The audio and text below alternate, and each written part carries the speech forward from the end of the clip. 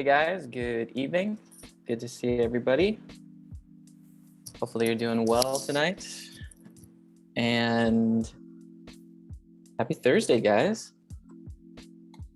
I'm going to start off really quick with just a couple things while we kind of wait for a few folks to log in.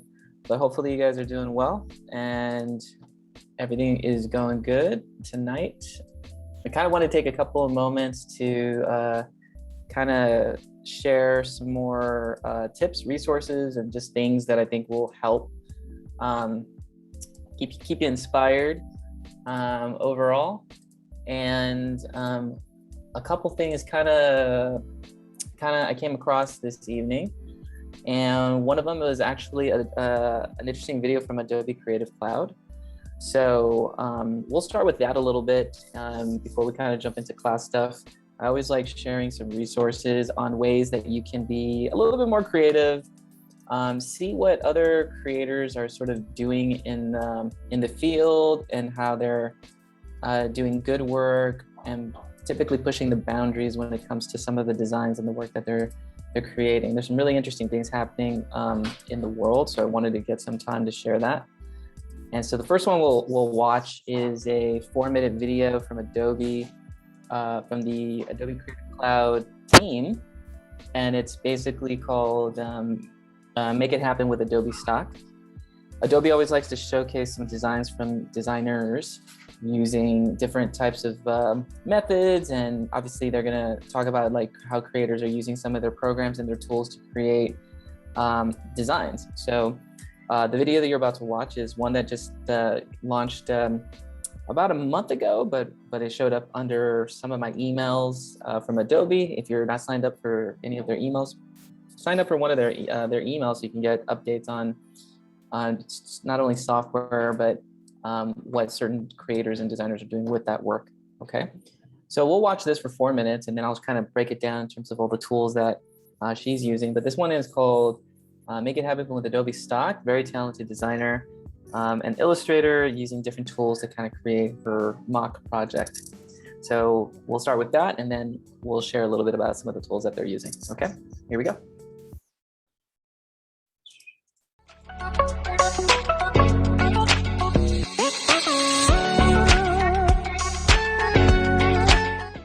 Hi, my name is Marley Soden, aka Marley Makes Things, and I'm a hand lettering artist based in North Carolina. I'm so excited to be working with Adobe in the Adobe Stock Make It Happen series. And you know, I get to make a lot of really cool types of art for my job, but my favorite by far is working with food, doing my food lettering pieces or tactile lettering pieces, and it's kind of perfect because in today's brief, I will be creating a logo for a fictional restaurant, and with Adobe Stock's help, I'll be creating some branding assets for that fictional restaurant as well. So let's see how this goes. So I've decided to call my restaurant Sprinkles because I'm picturing it as a restaurant that you go to for milkshakes and birthday cake on your birthday. It's actually based off of a joke from one of my favorite TV shows, If You Know, You Know. And because it's such a playful, lighthearted concept, I wanted to give it a fun logo. So I'm starting off in Adobe Fresco by sketching out some ideas, just kind of brainstorming, very loose, rough sketches. So as I'm sketching out these ideas, I'm trying to make the logo feel fun and youthful and energetic so that it still has that kind of nostalgic feeling that I remember from having birthday parties as a kid. So once I've sketched a few designs out, I kind of narrow it down to my favorite, pick all my favorite elements, and then I start inking with the vector brush in Adobe Fresco. Once that's finished, I'm going to move this on over to Adobe Illustrator so that I can refine all of the details. Adobe Illustrator is my go-to these days for my logos because it's vector-based and you can scale up your artwork as large as you want to. I have been obsessed with pinks and peaches and reds together recently, and I think that fits perfectly with the brand, so that's what I'm going to do. Next, I'm going to go ahead and hop into Adobe Stock because every restaurant needs a menu, so I'm just perusing the templates and I'm searching menu here. And I actually found one that's kind of perfect. It has a milkshake on the cover, so I'm going to hit Save to Library.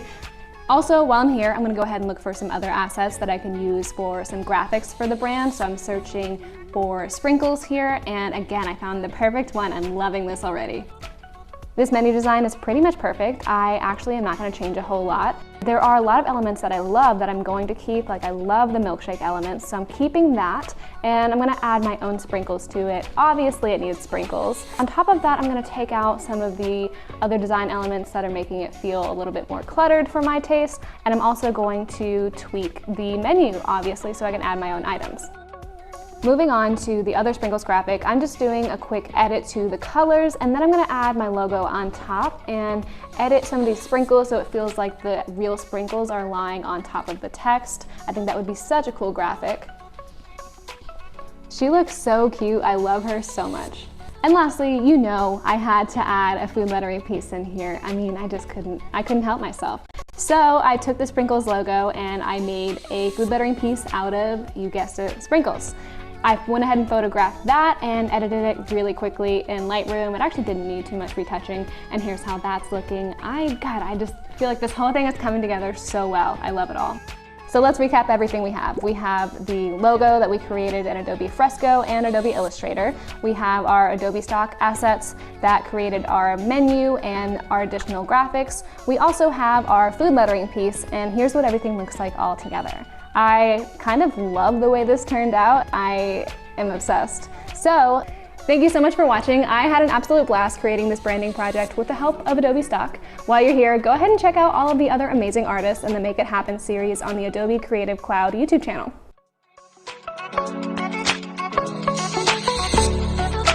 All right.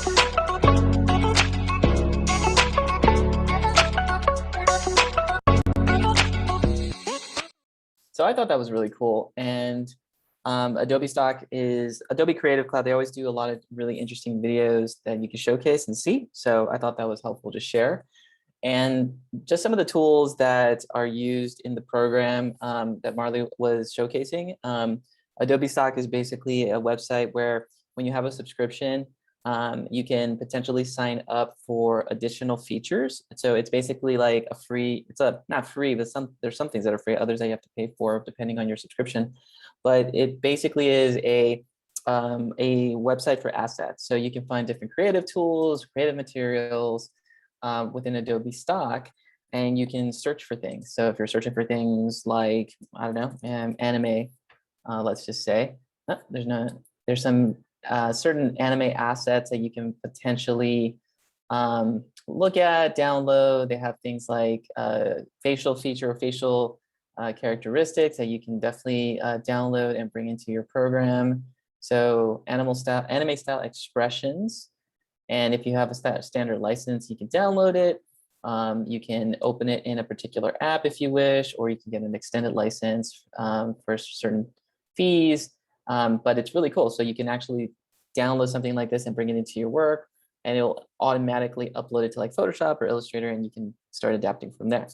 So it's a really great place where you can actually find resources, materials, assets, anything of that sort. So that was one resource that's available. Back in the days, we had to like find stuff for free online. And what Adobe Stock is doing is that they're putting it all there for you.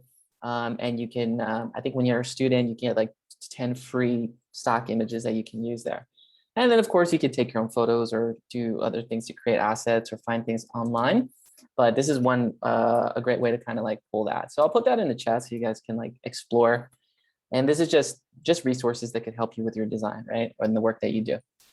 The other thing she had mentioned was Adobe Fresco, which is kind of like Procreate or Adobe's version of Procreate. It's typically for iPad or iPhone.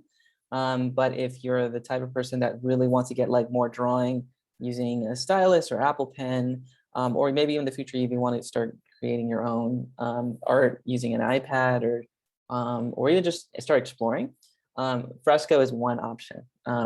So this is sort of like their version of it. And basically, it's kind of like what we were doing a week ago with the brush tools, where we're using brushes to draw with a mouse.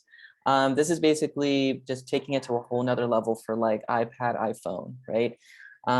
You can basically do much more than you would typically do with Illustrator, but in a traditional hand, with traditional hand tools, basically, right? So with your finger or with your Apple Pencil or your stylus or Wacom tablet, it gives you a little bit more of a flow, kind of like a digital version of if you're painting or drawing on paper.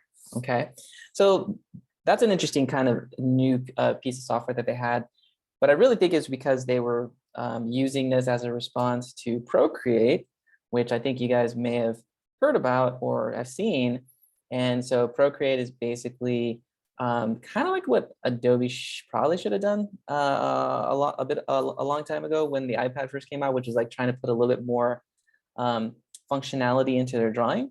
And so this is a nice little feature that, not a little feature, but it's a pretty big app. It's downloaded by millions of people. But they have some really interesting pieces, and they really kind of blend technology and sort of traditional hand art in a good and interesting way. So, like for example, made on iPad with Olivia Rodrigo using the face paint feature. That's like a new feature that launched with for the Procreate team. Basically, you can draw an element on the app and then basically target where it goes on a person's face.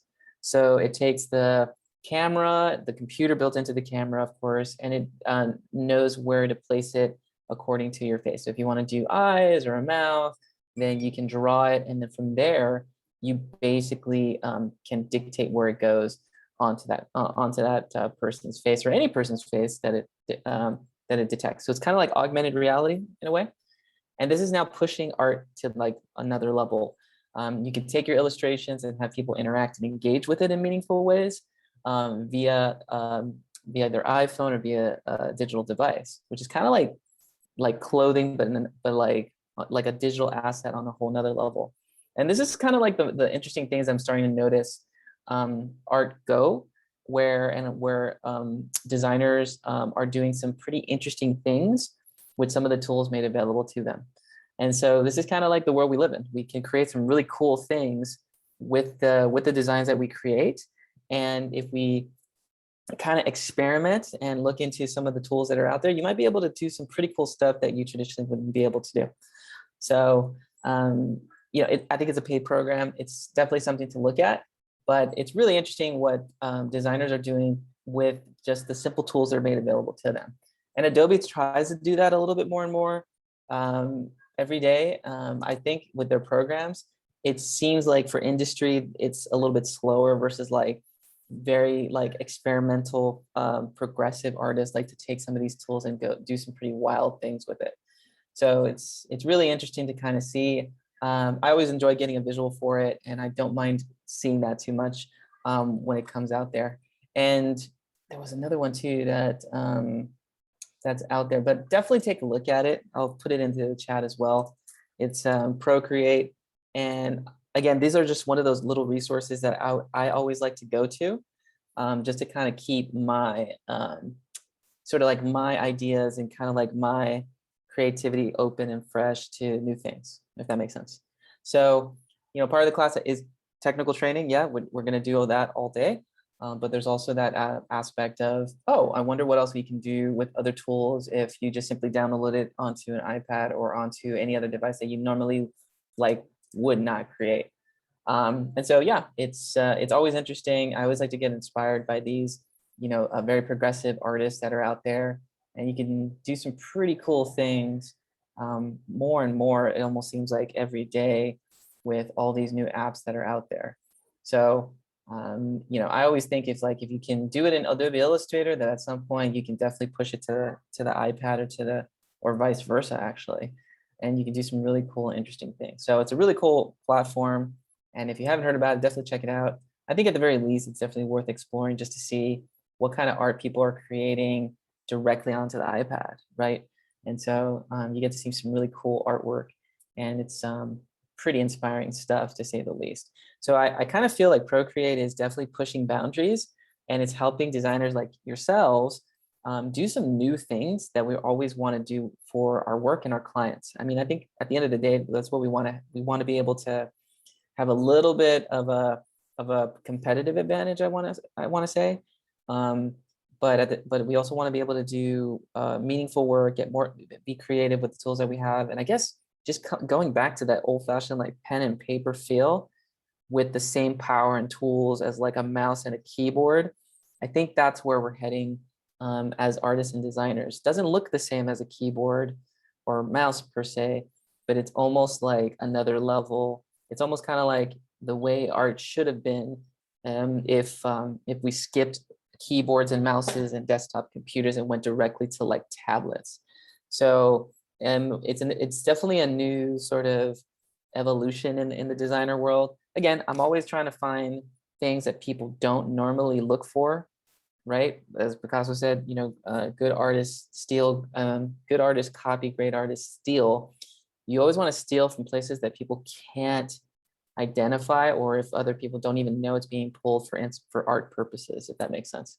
So the more obscure, the more small, the more niche, the more underground. Sometimes I like to, that's like for me, then the more interesting the work becomes. And there's a lot of really cool, interesting things happening out there on the underground for a lot of people in the arts world. They're really pushing some new boundaries and some new areas. So Procreate is definitely a community that's worth exploring, and if it's not only for the technologies, just simply for the art itself. And it is pretty cool stuff. Developed for iPad, made for Apple Pencil. So yeah, so interesting competitive advantage they have over Adobe, which typically does things for like desktop. So hopefully you like that. Hopefully that was a little bit of a benefit there. But this week, I'm definitely just trying to inspire you guys to get some ideas, some inspiration, and some pieces out there for the work that we're doing, so that you can start thinking beyond the screen, thinking beyond what's in front of you, thinking beyond what you've already just seen in the past on paper. Like there's other areas that some really interesting things people are doing, and you want to definitely keep in the know and in the mix when it comes to that. Okay, so hopefully you found that beneficial. So yeah, all right, so let's transition to just the discussion for the week. So basically this week's discussion for 10 points is the Bezier game, and it's a very simple and cool game. There's different ways to play it. But basically, it kind of is a really cool tool to kind of allow us to operate using the pen tool. And it's made by a designer that wanted to sort of just create some games to practice their Bezier curve or Bezier curve, and basically develop, you know, vector lines using those anchor points and using handles and doing things in interesting ways. So basically, that exercise number 1, but in a more interactive way, right? And so I think this has been around for many years, I want to say. I think almost like 10 plus years, I want to say, or 15 and 20. But it's really cool because it gives you some instructions and mini tutorials on how you can do it beforehand. Things like drawing straight lines, although you don't have to hold down the shift key necessarily. But it really kind of challenges you to stay inside the gray boxes and use your handles accordingly. So whether it's a click, pull, click, pull, click, pull, go back to the same point, close. It's really, really cool. So I want to encourage you guys to definitely play it and answer the question regarding your experience for it. And that'll be easy 10 points there for it. And today we'll definitely be looking at how to draw without instructions. So that's part of the reason why I threw it out there this week, because the ultimate goal for tonight is for us to get to drawing without instructions using the pen tool. So I'm feeling pretty good that we're going to get there tonight, almost very quickly. Okay, so we're going to hit that. We're going to make that happen, and it's going to be exciting. And we're going to get to drawing without instructions this evening. Okay, all right, sounds good. All right, guys. If we're ready, let's go ahead and jump in. If you have any questions, any comments, or anything like that, just go ahead and jump in. You can type it in, you can voice it in, you can turn on your camera, you can hit the raise your hand button, you can hit the check mark, just any signal of some sort to ask the question, feel free, okay? Because tonight we're gonna be building and doing things together and giving you guys some lab time to do it, okay? Yeah, and then we'll talk, and then we'll take a break this evening, and then after the break, we'll talk some more details and things of that sort. So let's just jump in and let's start drawing tonight, guys. We'll go ahead and open up Adobe Illustrator. And just as a quick recap from what we were talking about last on Tuesday's class, we're basically starting to do the technical drawings and the technical development of our design. So we're in it now, right? Tonight's objective is we are going to comprehend and apply a fundamental understanding of the pen tool. So we want to basically use the pen tool in all its full function without instructions, but which basically is you drawing drawings the way professionals do it. Okay. And like I was saying, we are in technical training now. And the technical aspect is always gonna take a little bit of time, flexing muscles that you've never used before, using your left hand and right hand simultaneously. James called it like ambidextrous. And we're gonna be putting a lot of hand to these keyboards and these mouses for the next few weeks, okay? But we're still using our critical thinking, our design thinking methods to problem solve. So we're still going to be applying it, our problem solving methods on a technical level, and then putting our creativity into projects and putting both technical and creative hand in hand, right? If we do too much at one time, it can be a little overwhelming. So we're just focusing on the technical tonight, okay? And that's how we're going to focus on it. And some of the things we were mentioning on Tuesday is that once you learn the pen tool one time, then after that, you can use the pen tool for Adobe InDesign and Adobe Photoshop. So one tool, this class will basically prepare you for a tool that's used in 3 different programs. And so that's a huge value for you guys. That's a huge benefit. And I'm just excited to be able to like kind of present that to you and give you guys that a little bit of a leg up in your journey. Okay. So let's jump in and let's talk about the pen tool exercise part 2. Because we did part 1 together as a class. If you weren't here on Tuesday, the video is available, check it out. We basically looked at how we created it, but pen tool exercise part 2, 3, and 4 is basically kind of like a different variation of part 1. So it's all the same tool, just applied in different ways. And so we're gonna jump in and we're gonna start putting it together, okay? And so just out of curiosity, how many of you guys completed the word vector? Or better yet, what exercise did you finish off on Tuesday? So was it part 2, vector? If you know the letter, maybe you can indicate what letter you left off. Did you do part 3, part 4, or maybe you finished all of them? And then we'll see where we're at first of all, okay? So some of us got to part 3, just started on part 3, great. Finished 3, cool, awesome. Part 1, great, okay. And finished part 3, part 2, and part 2, okay. And part 2. And some of us are on 4 as well, okay. So it looks like a majority of us are on part 2.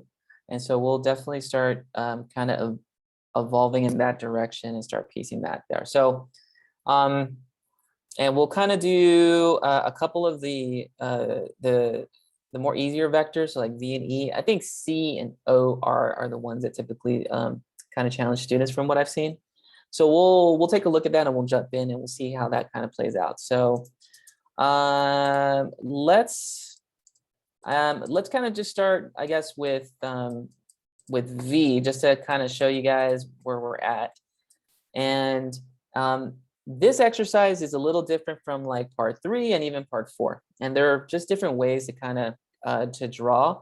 For example, like in this one for part 2, you create a vector point on the blue circle with the white X, right? So that's basically the idea, and then you have the instructions above it. That's very different from exercise part 1 that basically had just the letters and then a little circle to indicate where to land your point, right? So for this exercise, just think of it as X marks the spot where you click onto to draw your path, to draw your vector line, okay? So that's going to be the location where we're going to put that. And so straight lines are typically very simple. Like we were saying last week, or on Tuesday, I should say, excuse me, / a little bit on Friday, then we're going to basically click and make sure that the white fill is has a fill of none. Okay, so we will, we have a 5-year-old yelling. So we're gonna make sure that we click this and give this a little bit of we give this a fill of none, okay? And give me 1 minute, guys. Let me go ahead and tend to something really quick and I'll be right back, okay? So let's go ahead and do that and give me about 2 minutes to handle some Met family here.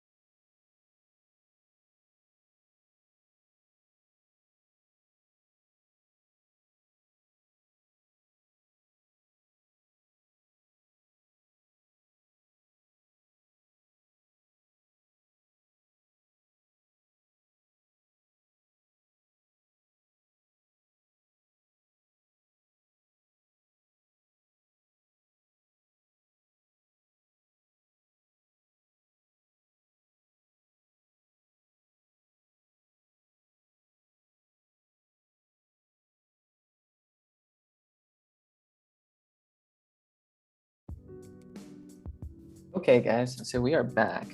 All right, well, thank you for your patience. Appreciate it.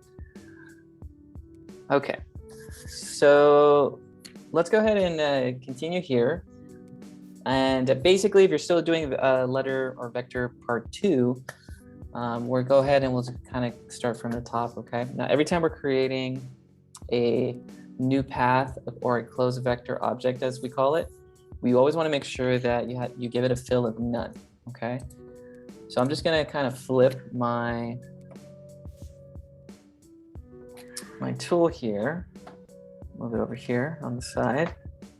And basically, I'm going to give it a fill of none, okay? And I'll just do a double column so that you can see a little bit more clearly. And I'll move the chat out of the side over there. But essentially, when you see a red slash over that cover or that fill, it basically means that whatever shape that you draw will basically have a black outline, right? And a fill of none or transparent on the inside. And so anytime we draw something, no matter how that shape goes, it'll basically be transparent, meaning it won't cover anything that is behind it.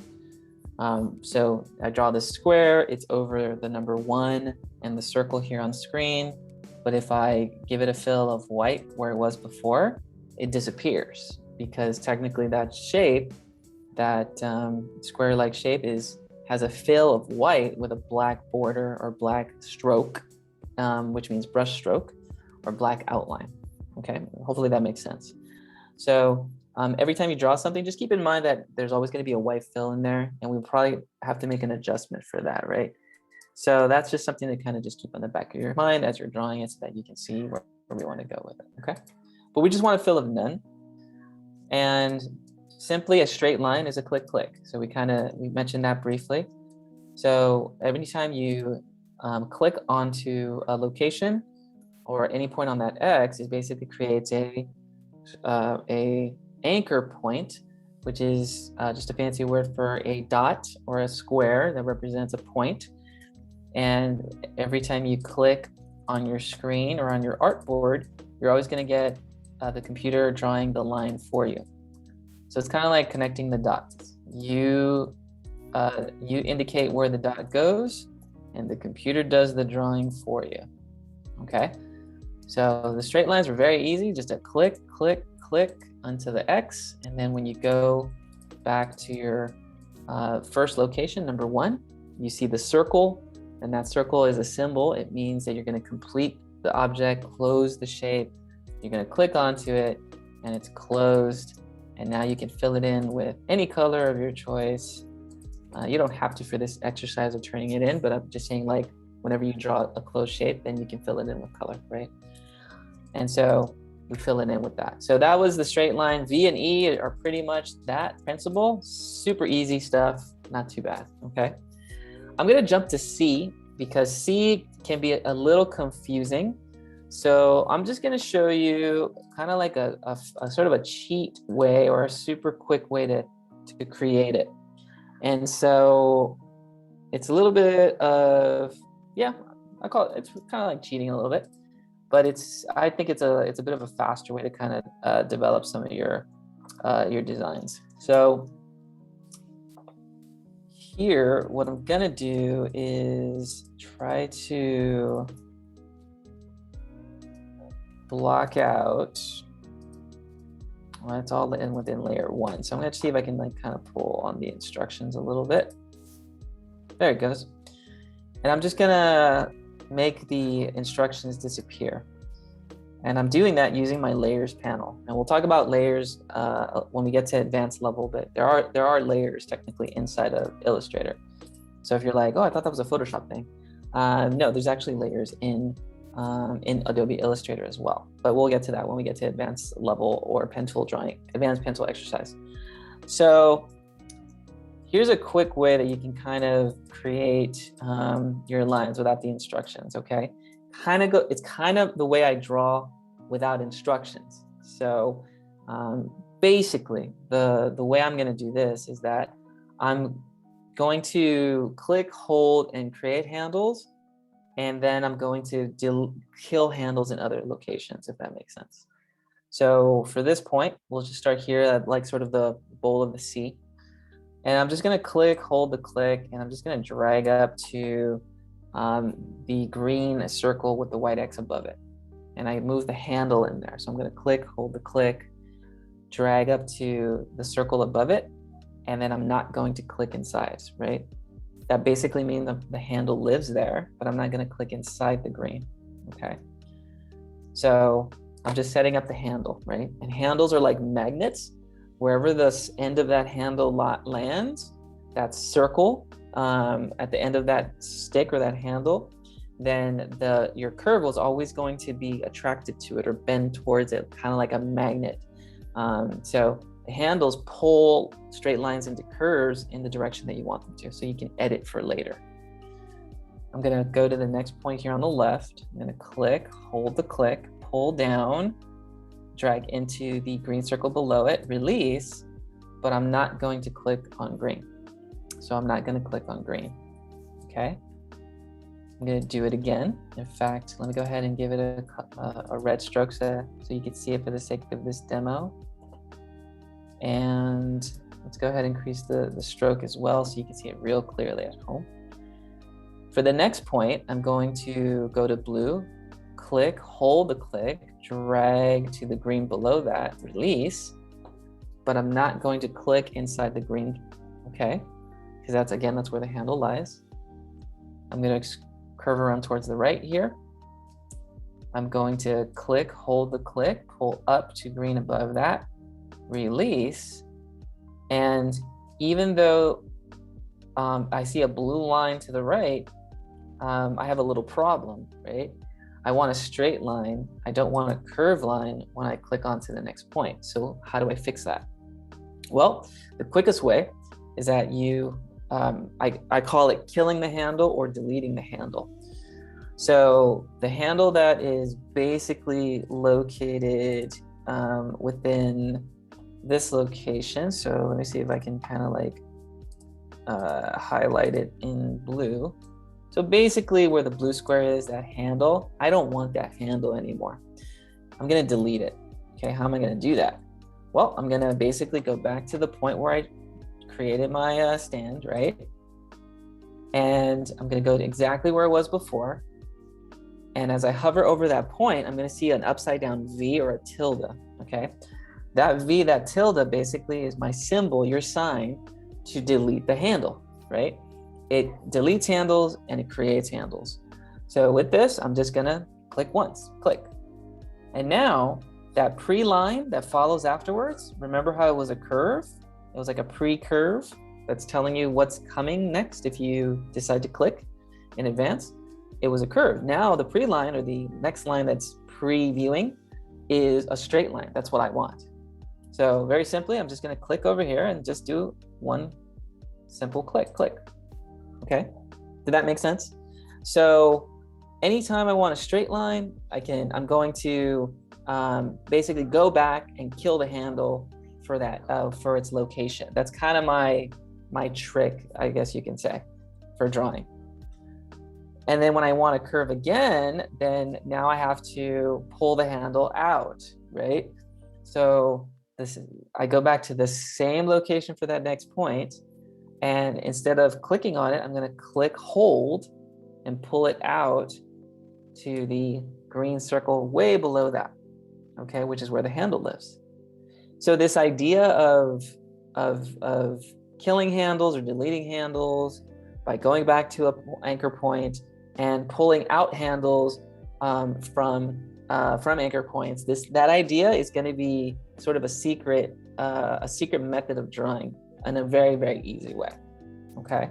And you'll see when I do the next exercise, okay? So we're gonna go around the C here. I'm gonna click, hold the click, okay? Try to pull up a little bit to the green. It's gonna go past it, but that's okay. All right, release, do not click on green. Okay, I'm gonna go back, I'm gonna kill the handle, click. go back to this next point here. I'm gonna click, hold the click, pull up to green above that. Okay, I'm not clicking on green, or we do not click onto the green, right? It's only for handles. And I'm gonna come down to blue to the right, click, hold the click, pull all the way down to that green circle, a little bit past the bowl of the C there. And again, my preview line that's showing, that's following me, it's showing a curve, but I don't want a curve, right? So I'm gonna go back to that point. I'm gonna see the upside down V. That's my signal, your signal to delete the handle that's ahead of it. Click. Now I have a straight line as a preview, and I can now go to the end of that C. I see the circle. That circle to me means complete, close the shape, right? You complete me, you complete the C, close it, okay? So that is sort of like a super quick and I think an easy way to trace just about anything is by deleting the handle there. Yes, mijo? Go backwards. Okay, give me 1 minute, okay? Go backwards. I will go back. It didn't turn off. Oh, it did? Yeah, you gotta go backwards. Okay, I will go backwards. There you go, like that. Yeah. I'm going to. Oh, okay, thank you. Okay, let me know when you're done, okay? All right, sorry for the interruption, guys. We'll probably have a couple of those here and there. My wife stepped out for like about 45 minutes, and I always think it's gonna be quote unquote quiet, and then something tends to happen as a result. So we'll see where the excitement leaves us this evening. So, but yeah. So hopefully that helps. I don't know if anyone's on C or got a chance to do that, but if it did help you, you can give me a little thumbs up emoji. Again, this is just for those folks that are having a little bit of an issue with the letter C and want to get a little bit more of a leg up on the drawing. These are tricks. These are simple tricks to kind of let the piece sort of develop. Okay. Let's go to the O. We're gonna do the same thing for O. Okay. So let's do that, and we'll set you up. Okay. If it's not working, Alexa, no worries. We'll try this method, see if this method works, and I think it'll be a little bit easier. Okay. Which is just like deleting the handles, as it were. Okay. Very cool. So let's go ahead and just start with a location, right? We'll just start. I don't have the instructions in front of me, so I'm just going to kind of start here where the blue arrow is pointing. So we'll just start there for right now. And I'm going to click, hold the click, and drag up to green release. Don't click on green, right? Because it's for handles. So do not click on green. Do not click on the green. We're going to come over here to the left, and I'm going to click onto this blue. So delete that. I'm going to click, hold the click, drag down to green, release. Thank you, mijo. Okay. Let me know when you're done, okay? I need my somehow, Dada. Oh, okay. Daddy, I need my somehow. Okay, I will bring it to you now, okay? Can you give me 1 second, guys? I'm sorry. Give me just 1 second.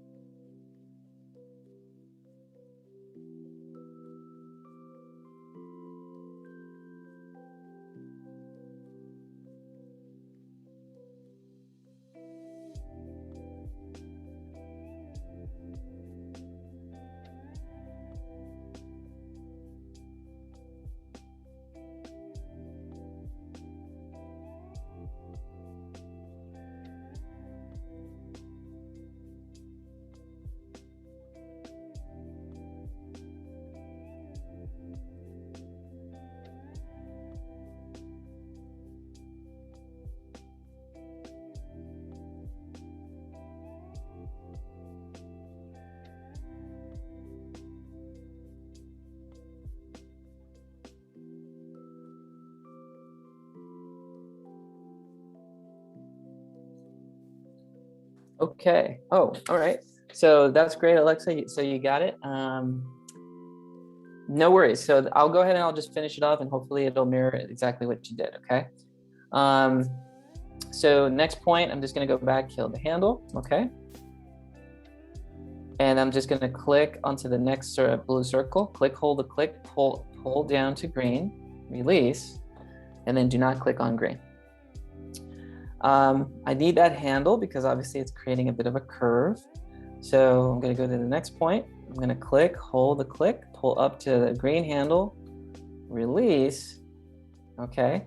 And there's my inner circle or inner bowl of the O. And of course I go back to the first place where I started. I see the circle on the lower right of the pen. That means to close the shape, complete the shape, click, and I'm done with the inner, okay?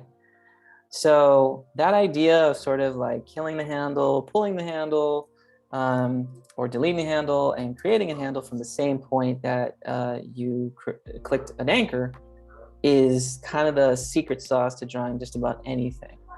And so that is normally how I start off students when they begin, because to do all the 3 or 4 other ways to draw curves, because there's so many ways to draw a curve using different option keys and command keys, it can get pretty confusing quickly.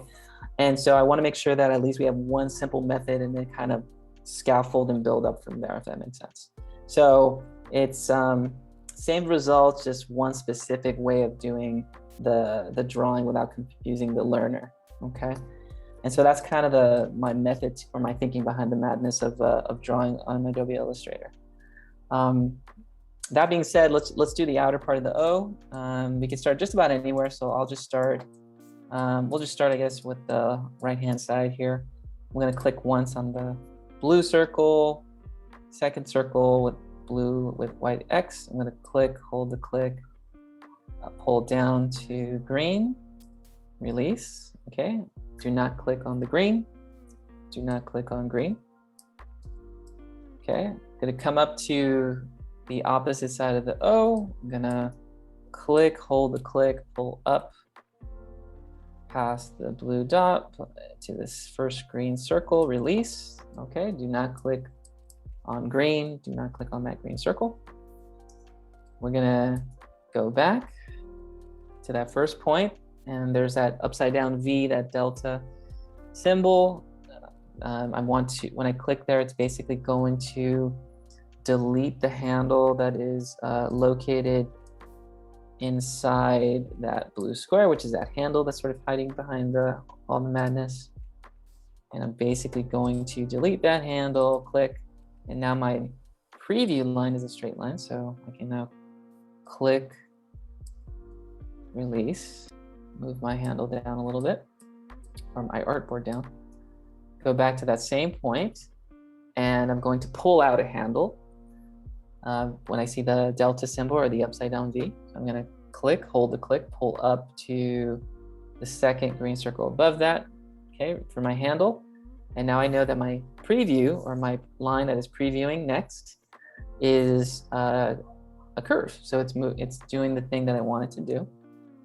But I'm now going to complete the O, and I'm going to click onto it. But before I click, I want to make sure I get that curve perfectly over the O the way it's supposed to on the black dotted line. So I'm going to click, hold the click, and pull down to the green circle to get that curve pulling out. So I'm going to click, hold the click, and basically pull down past that second blue circle where the black cursor is, and basically release to the green, and you're done. Okay, so this idea of like deleting handles and pulling out handles makes it a lot easy to draw. Okay, does anyone want me to perform the R by any chance out there? If you want me to run through the R, you can give me a little thumbs up emoji. If not, I'll do that pretty quickly for like 2 seconds, and then we'll move on to the next exercise and kind of go for that. So, okay, great. It looks like everyone's doing pretty good. All right, great. So we're getting better. We're kind of doing straight and curved lines in combination. So that's literally over half the battle when it comes to drawing anything in Illustrator. Just learning how to draw straight and curved lines accurately at the end of the day. Okay, pencil exercise part 3. okay?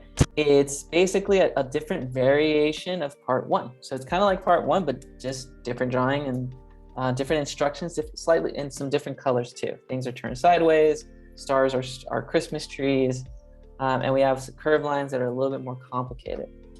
I'm going to assume that everyone knows straight lines. So I think we're pretty good and past that, I want to say, unless anyone wants me to do the straight line Christmas tree, let me know. I think we got curved lines down on the right here. So if you like me to create that, you can give me a thumbs up on that one and we can go over that, but I think it's pretty straightforward. This is basically a click, pull, and a click, pull. Oh, breaking my rules. I forgot to give it a fill of none on the left. And black outline, I'll switch it to red just for the sake of demonstration. And 5, click, pull, and click, pull, okay? And then if you have that line following you, your preview, hit escape on your keyboard and it'll free you from that line. Okay. Does anyone want me to go over the curved lines that sort of looks like a flower or sunflower by any chance? If you do, you can give me a little thumbs up emoji, and then we can kind of go over that briefly and talk about that. If not, it looks like everyone is good. Cool. All right, you guys are winning. Okay. Curves with corner points, I think we're good. Combining curves with straight lines, I think we're okay there, unless we need anyone that wants me to repeat that. And I think curves with corner points is pretty much the same exercise from part one. So this is essentially the same form, the same rundown of part one as practice.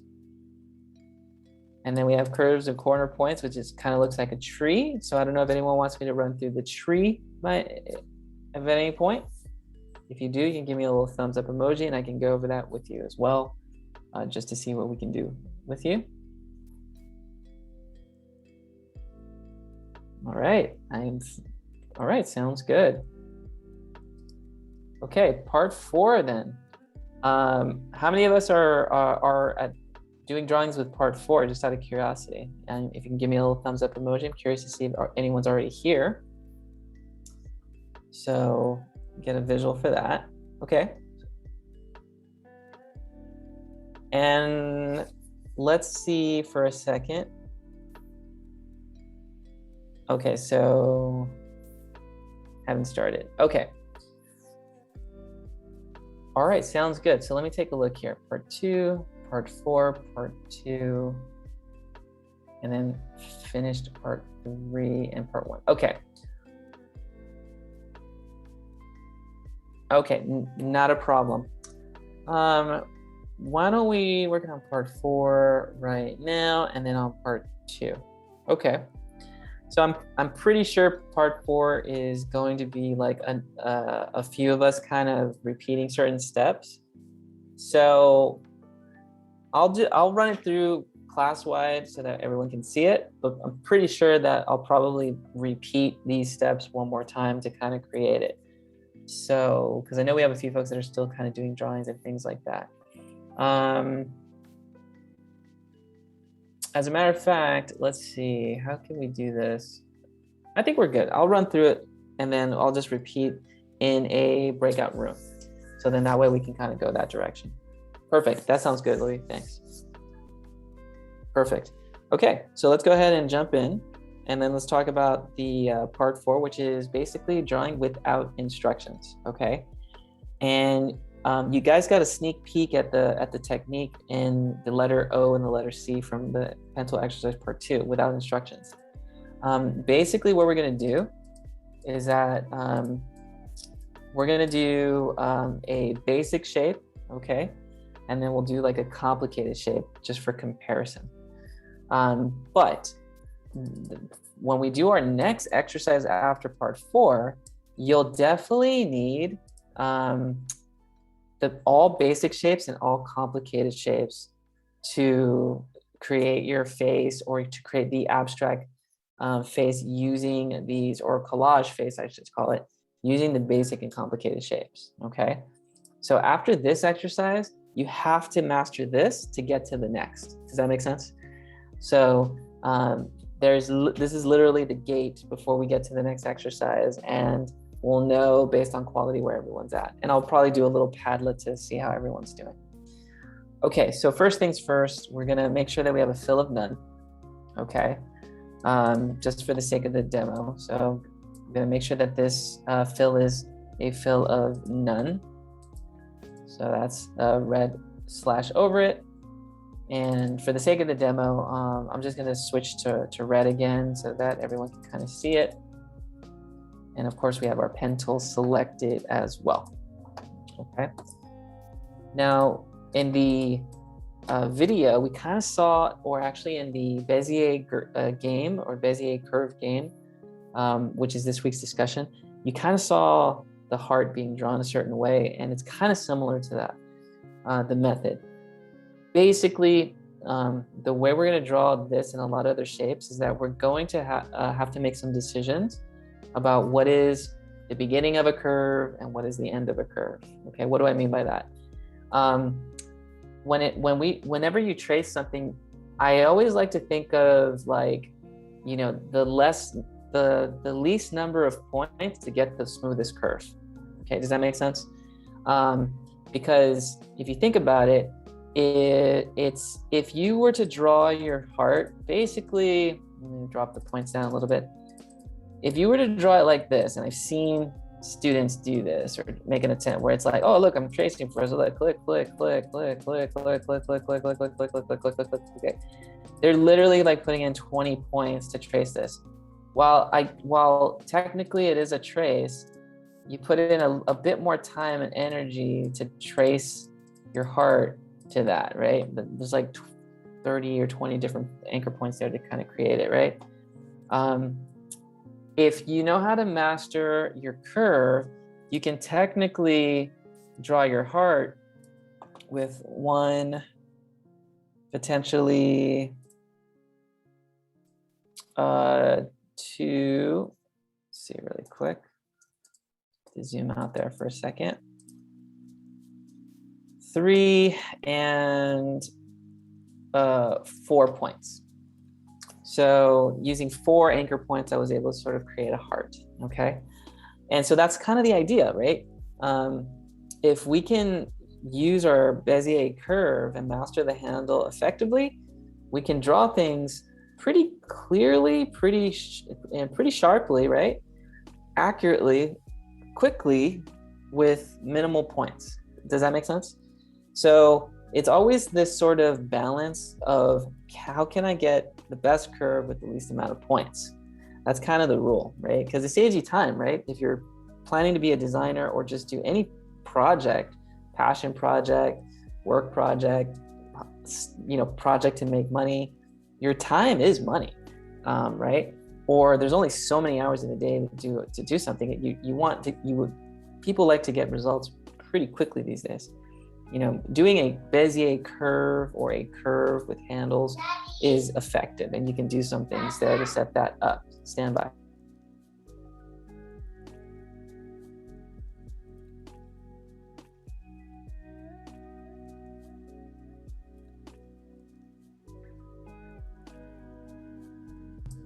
Okay, so let's go ahead and do this. Let's create a heart, okay?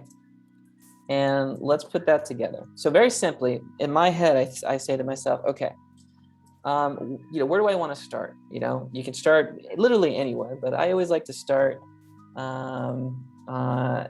Yeah, they're great. They're great, Sylvia. You gotta love them, right? I can always play this video whenever he gets older as a teenager, right? Like, this is you. So I'm gonna drop a point there, okay?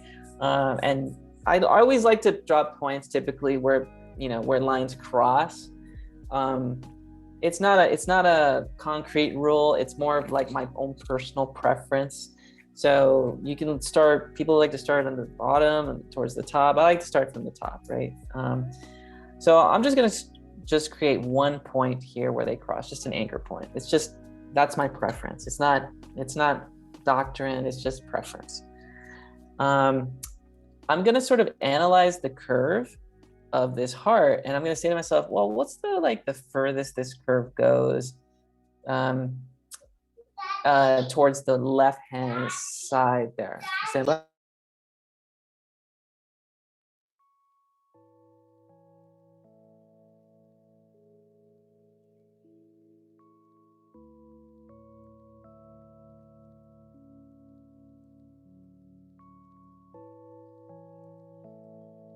Thanks, guys.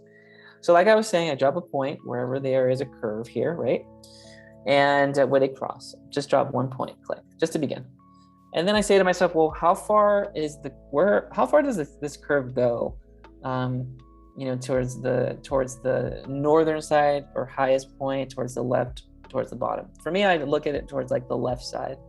How far does it kind of go towards the left?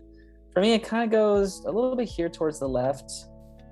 And I'm just gonna try to click, hold, and pull down and a little bit to the left to see if the curve on the opposite side is matching. It's not quite matching as much, but so I'm gonna go back a little bit, like right about here, almost like perfectly horizontal to the left of that first point. And I'm gonna click, and I'm gonna go down and then to the left, and then basically more southwest. Whenever I pull my handle one direction, the opposite of the handle is also being created. That's where that curve is going. So whenever I pull down into a certain direction, the curve sort of goes towards the opposite. And that's because it's the line between the 2 points. So I'm just kind of pulling down into the left, and I'm kind of matching that point there to set that up, okay? So that way it's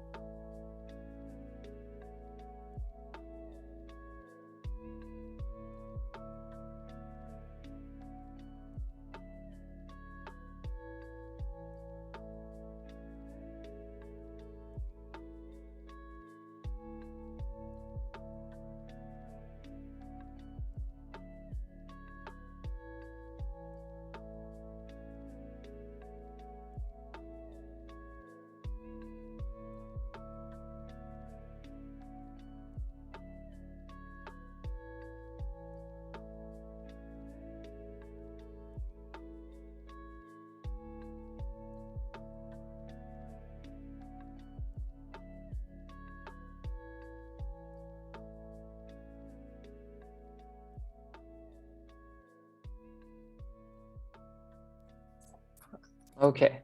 Thanks, guys. Appreciate your patience. Okay, so I'm just waiting in case something happens. I think it's safe. Okay, let's go. So like I was saying, first point, cross, second point, what's like sort of the furthest west or the furthest to the left is my location. I click and I pull, and I get 2 handles that are being created. And so I'm sort of looking at where the target of that curve is going to be for the top part of the heart there, okay? I'm going to go back, and this is where it's sort of like my secret, is that I go back and I just go back and I delete or kill the handle, as we did for like the letter C for vector exercise 2, okay? I'm going to go back, I'm going to delete that handle, click. Now, there's multiple ways to do it, right? Like you can basically sort of hold down your Alt Option and pull the handle, but for beginners, very, very just entry level, I just go back and I delete the handle, and I just create a new line as if it was a straight line, and I just create another curve again from that straight line. So I just click and hold, and then basically going to pull the handle to kind of set it up that way. Okay. And I dropped that point. So I went back, I basically killed the handle and I created it like it was a straight point. And then I can go in that direction.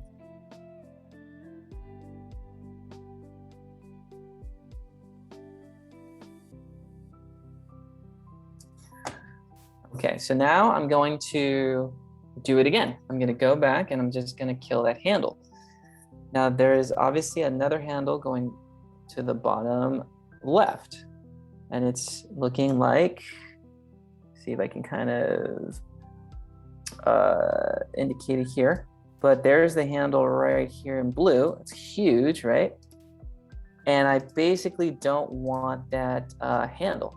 I want to make sure that it's deleted. So I'm going to go back to the original location. I'm going to see where that anchor point is. Look for the upside down V or the delta symbol, and then I'm going to click once. Click. It's gone. Okay, so there is no handle in there, and it's fully deleted. Now I have like a new point again. So we're going to do it again. I'm going to look at the opposite side of the heart.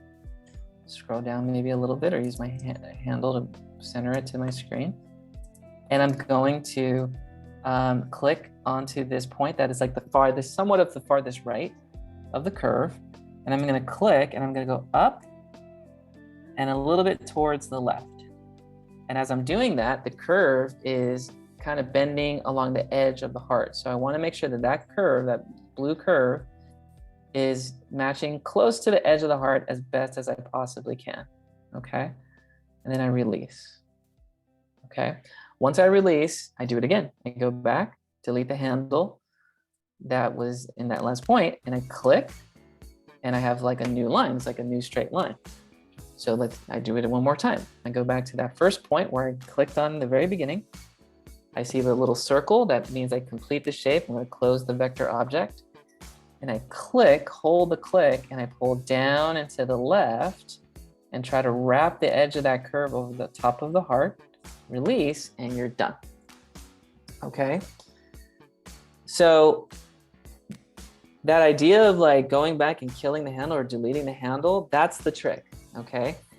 And I always get a few questions from students. It's like, all right, but professor, couldn't you have like, clicked and then pulled and then hold down the Alt Option key and modified the handle and then click and then pulled and did all that modification? It's like, yeah, technically you can. You're right. We can modify those handles after the fact, but that's more clicks, more muscle, more quick links, more clicking, more alt optioning. We're not there yet, right? We got to start somewhere, and so we need one method that we can master, and then we kind of grow from there. Does that make sense? So, so we just want to get to just one good method and then kind of expand it from there, okay? Because there are multiple ways to draw in the program. We just want to focus on one and get real good at that one method. And the one that's been the least confusing has been deleting the handle and starting it all over, as if it was all over again, right? And just working like from a straight line every single time, okay? So that's kind of the method behind it, or the logic. It's less complicated to do that, okay? Let's do the leaf together, and then I'll switch to a complicated shape so that we can just get a little bit of a feel for it. So I'm gonna go to my leaf. Again, I'm just gonna choose a point. So I'm gonna click the top northern point, the highest point. And I say to myself, where does this curve end? So as I'm looking at this, I'm literally analyzing the graphic, and I'm just saying to myself, where exactly does this particular curve I'm drawing in red, where does it end?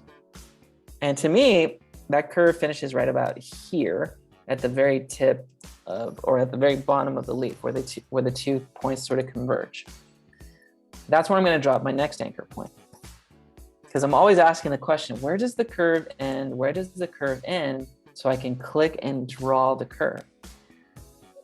To me, this big curve, it finishes right about here. I'm going to click, hold the click, pull down. And as I'm pulling down, I'm trying to match that blue curve as accurate as I can to the outer edge of the leaf, and I release, and I got 1 point, 1 curve, not bad. Now we're gonna go back and we're gonna kill the handle. We're gonna delete that handle, because if you notice, my preview line is bending towards the handle on the bottom. I don't want that. It's gonna create this weird curve that's going down, and that's definitely not what that's definitely not what I want, right? Or I don't want that. So I'm gonna go back to this point and kill the handle, very simply. Click once, click. And I have a nice straight line as my preview. So I'm just gonna create another curve point, or another curved line from a straight anchor to anchor point. I'm gonna click, hold the click, pull down and to the left, southwest, okay? Try to match the outer end of that leaf, release. Looks good. Go back, kill the handle, delete. And then we ask the question, where does the curve end? This curve kind of finishes not here, not here, not there, but more like here towards the very bottom, where the stem of the leaf is roughly. And I'm gonna click, hold the click. I'm just gonna pull to the right. And I'm just gonna keep pulling, pulling, pulling, pulling, and pulling until I can match that blue curve to the leaf, and then I release, okay? And once I do, again, my preview, not the curve I want, it's too extreme.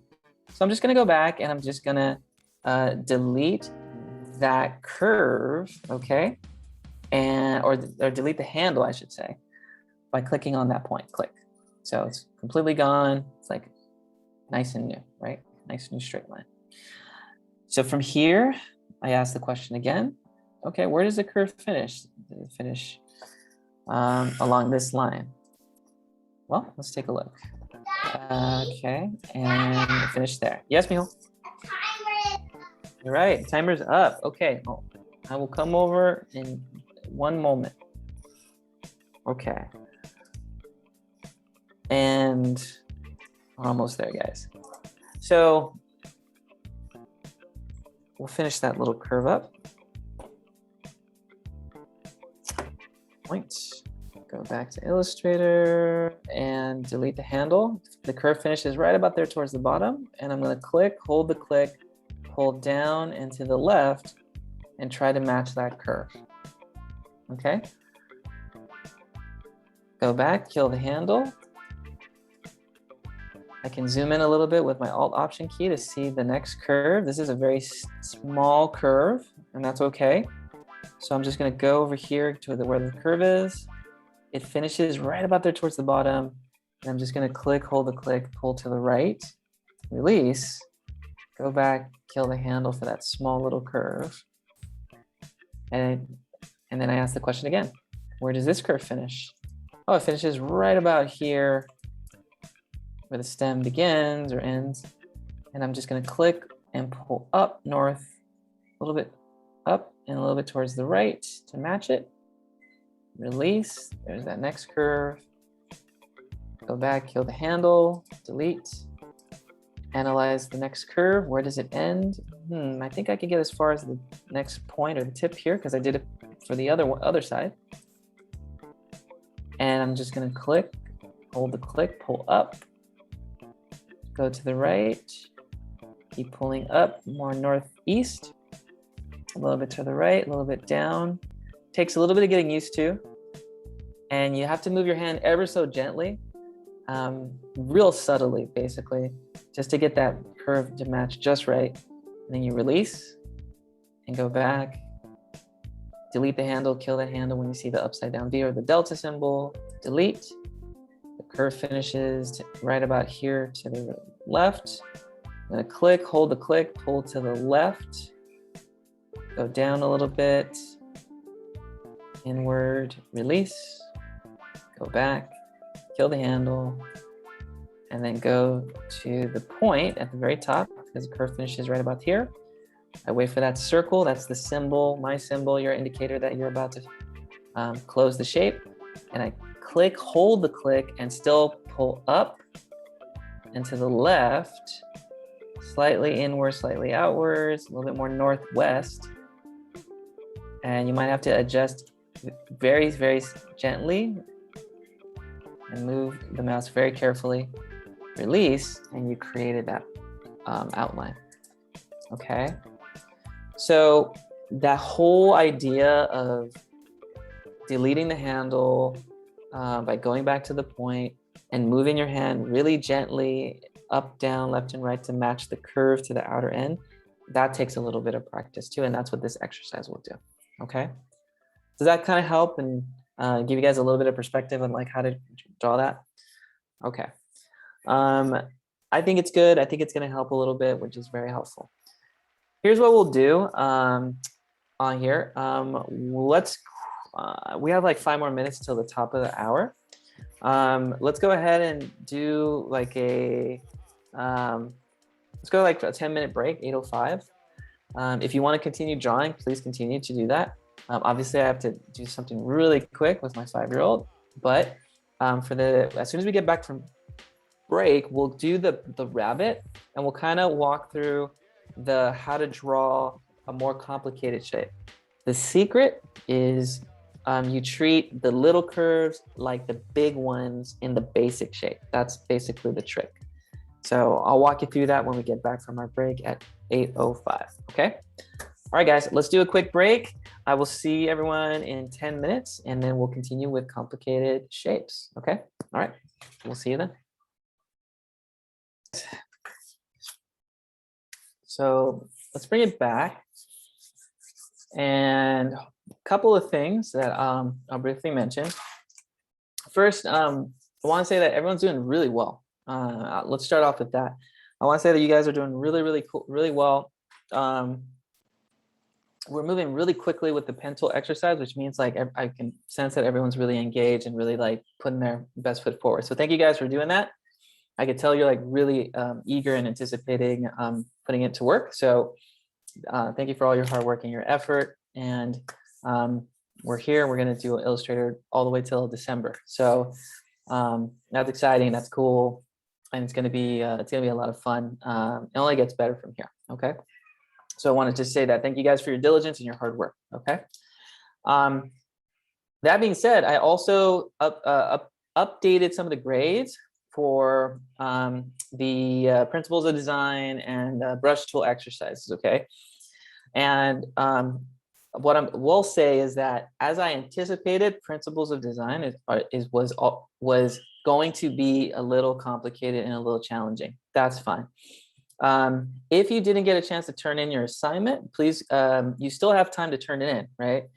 I'd rather get it in than not have it got in at all. And for almost a quarter of the class, we still need to see your file, and we still want to get it updated, because that's about 60 points. That's a significant fraction of grades right there. So you want to make sure that you get it in, get something. If it's not done, then try your best to get it done, and then that way we can give you some points for it. Okay. So it's not everyone. It's just like, I think it's like a quarter of the class, but it's still, that's a significant number. So we want to make sure that if there's anything that you need, whether you need to email office hours, if you want to share a slide with me, if I need to, pre-record like a quick video talking about a specific artwork, those options are available to you. But I knew right out the gate that principles of design, historically, principles of design has always been a little bit of a bump or challenge for students because of the writing. There's a lot of writing involved. And so, how do I see? How do I write? I'm asking for a lot. There's high expectation there, right? But at the end of the day, the goal is so that you can deconstruct, you can see, so that you can start building your library of tools and tricks for being a designer. Okay. So if that makes sense, you email a thumbs up emoji there. Okay.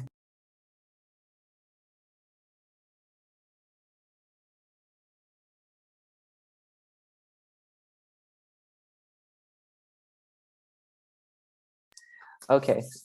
Sounds good. I was asking my son if he wanted to say hi, and he's like, no. So thank you guys for doing that on there. Okay. So yes, get it in, and you're set. The other thing that I noticed was that we could use a little bit more fine tuning for those folks that turned it in, I think we can practice a little bit more on the principles of design. So starting next week, we're going to do write-ups together, if that makes sense. So I'm literally going to walk you through kind of like an analysis at the beginning of class. So, you know, I'll show you a piece of art, or if you have a piece of art, maybe you can, you know, share one, and we'll deconstruct it together as a class, and we'll go line by line, principle by principle, and kind of continue to see how I see. Does that make sense? And so that way, I've done this in my Photoshop class over the summer, and it helped tremendously just to kind of continue to practice seeing and deconstructing artwork. So we're going to do that. So we're going to keep your analysis hat on and still be able to deconstruct and critically think about the artwork. So we'll start seeing that next Tuesday. Okay. I didn't want to hit you hard with that tonight because I wanted to inspire you and show you some possibilities with some of the tools that we're working with this evening. So we'll start to talk more about deconstructing and still continue principles for like the first 20, 30 minutes of class, if that helps. Okay. So we have that going on there. And basically if an assignment is running late, you still get points for it. Okay. So I'm flexible. If you keep me in the loop and you inform me of your situation, maybe there was work hours situation, maybe there's a health issue that you needed to attend to, or family member needed some assistance with something, let me know, keep me in the loop. You don't want to completely ghost me or black out, because it's hard to determine what's going on your side of the world. And then when and if you show up and it's like, oh, hey, I want to catch up with 5 weeks of work, it's very difficult to catch up if we go a month in or more. So I can work with a week or two late. No, really, after that, it gets really challenging to catch up if it's 2 weeks or 2 weeks later or more. Okay. So just wanted to kind of throw that out there and let you know. So if you're watching the rebroadcast and you fall under that category as well, then just try to get it in as soon as you can. Okay. So just wanted to throw a couple of cents out there, and definitely read some of the comments too, guys. I know for a few of you, I made some comments about contacting me, setting up office hours, things of that sort. It's kind of sad. Like sometimes students kind of think high school, and they think like when they get one bad grade, they think like the teacher doesn't want them in the class anymore. And that's not the case. I think I have to mention this. In high schools get funding from the government when you show up to the class, right? So in like public or private, actually more public, if you show up and when the teacher says, raise your hand if you're here, and this puts attendance there, they get paid for attendance. Okay. They don't get paid for performance. Okay. They get some funding on improvements, but and they do get a little bit more funding if the performance and the test scores are high. But at the end of the day, if you just show up and you fill a seat, they get paid a good amount of that of that state money, right?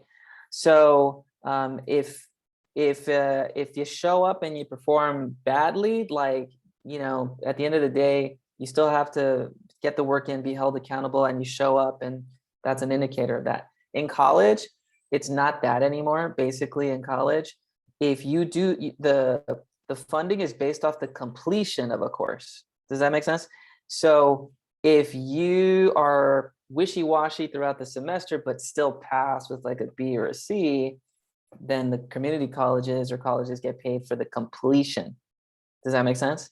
So when a professor is like, well, get it in and it's on you if you do or don't, then if you don't get it in, then at the end of the day, well, what happened? Well, I did this and the student didn't do that. And they're an adult and they're responsible for getting the work in, right? So in the end, it's more focus and more responsibility on the student's part, right? Whereas on the public school side, it's like, well, if the parent's bringing them, did you engage the student? Did they do this? Did they do that? Are you fixing this? Are you mandating that? We got to get them state. They got it. We're paying for them to be in this classroom publicly. We got to get it done. Cool. Did you do everything? Yes, we did. And eventually you get you get passed, right? Or you get a passing grade. In community colleges, you show up and you basically pay yourself, or you get funded by an organization, nonprofit, somewhat of the state funds it, but it's up to you to finish it. So when you don't finish it, it doesn't look good on the school. When you do finish it, no matter what that grade level is, C or better, they get paid. So some teachers are like, hey, if you get it done, you get it done. If you don't, then that's on you. And you just get a grade, and it affects everything moving forward for transfers. And you got to take the class over again and again and again until you pass it, right? That's more money you're spending on your side. In the end, the community colleges, they don't necessarily like worry about that. They're still getting paid at the end of the day because you're paying for the class to take it. Does that make sense?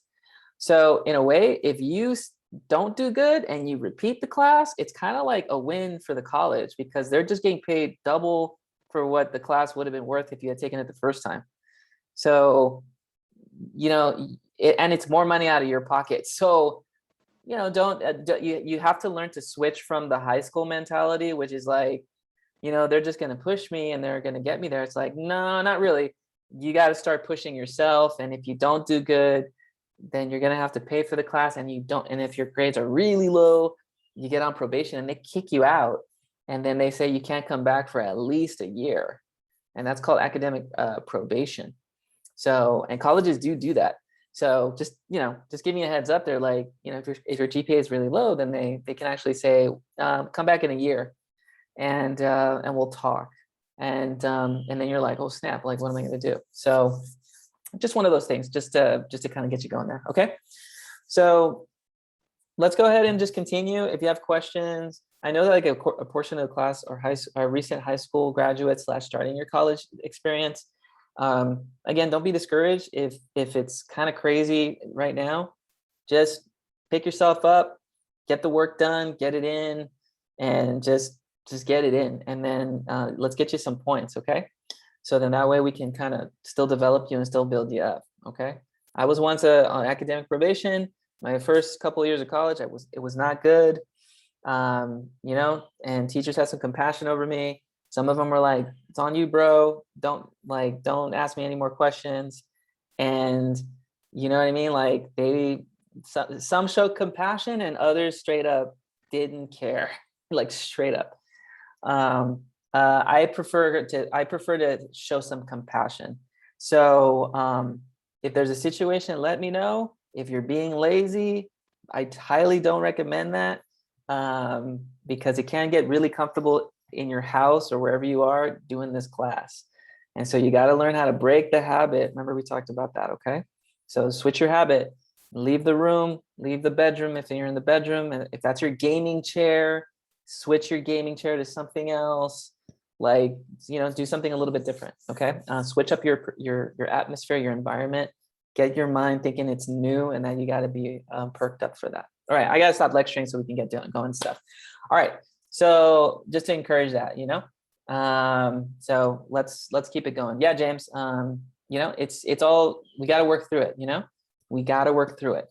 So the more we do, the more we change positions, you'll get better at it. And if you got to change locations too, like walk into, go to a Starbucks outdoor space or something outdoor, that's cool.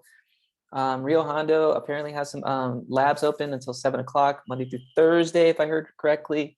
They're socially distant. You got to wear a mask. If you feel comfortable doing that, you can do that too. There's some more options that are happening as we're opening up the school. And it is open. It just has more social distancing and guidelines and masking and all that cool stuff. Okay. All right. I got to stop talking. Let's go ahead and set you up. And oh, that's great, Danielle. Well, yeah, I'm glad you're back and you're doing your thing. As long as you're back, you're good. Okay. And it might be a maturity level too, guys. Sometimes people are already in different times of life. As long as you're here, you're doing it, and you're making it happen. That's what matters the most. Okay. All right. I should just do like a whole sit down series and sell it to Netflix or something. I don't know. Let's go to pen tool exercises. The complicated shapes. Okay, so when it comes to complicated shapes, the good news is that it's not as complicated as you think. So what do I mean by that? Before the break, I basically said a complicated shape is like a basic shape, but but on a smaller scale. So I think the hand is probably an even better example, but we'll start with the rabbit. So the way we do this exercise is exactly the same way, except you'll probably be zooming in and out a bit more than you did for the basic shape, okay? So let's just draw it together, and then I'll demonstrate what that means, okay? Now, as I'm looking at the rabbit, I'm just gonna start anywhere at this particular location. I'll just start like right about towards the back of the head here, and just drop 1 point. So click 1 point there, okay? I'm asking the question, as I always do, where does the curve end? Like, where does the curve end? So as I look at my image here, okay, I'm basically gonna hold the click, and to me, I'm thinking, wow, this is like a pretty nice smooth curve that ends right about here. So wherever this X is right here, that's where I think the curve kind of ends. So I'm gonna try to draw a curve by clicking onto a point at the end and see if it goes to that length, okay? Let's give it a shot, okay? I'm gonna go to pen tool. I'm gonna hold down my Alt Option key and scroll up just a little bit to zoom out, and maybe hold down the space bar to move it towards the center, so I can just kind of see the image. I'm gonna hold the click, and I'm gonna drag down, okay, and maybe move a little bit towards the left and go a little bit more southwest. And I'm gonna try my best to see if I can match the curve to the back of the rabbit as best as I can, okay? Just trying to get as much as I can with that area. And then I'm gonna release the click, and I created that curve, okay? I have a huge handle following me, so I'm going to delete the handle here at the bottom, and I'm going to basically delete the handle there, okay? Oh, it's just for completion, Alexa. So you want to try to get to as smooth of a curve as possible. I think that's probably the better question. So the smoother the curve, the better the illustration will basically come out, right? So, and the smoother the curve basically means like how far can I go to the end of the curve for the next curve. So how far? So what's the end what is the further I can go for that next curve to get the curve that I want with less points. So it's all about doing as less points as possible, or in your drawing. So we're gonna go back and we're gonna kill that handle, right? Because there is this tail, and if I click around the opposite of the tail, the curve is pulling all the way down due to that very long handle. So I'm gonna go back and I'm gonna delete the handle, click. Now I have a straight line, right? It's like starting over again. I'm gonna analyze the next curve, which is the tail of the rabbit.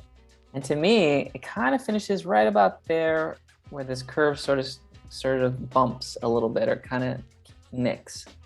So I'm gonna finish about here. I'm gonna hold the click, and I'm gonna go right and down, almost like southeast a little bit, and wrap it to the end and release, okay?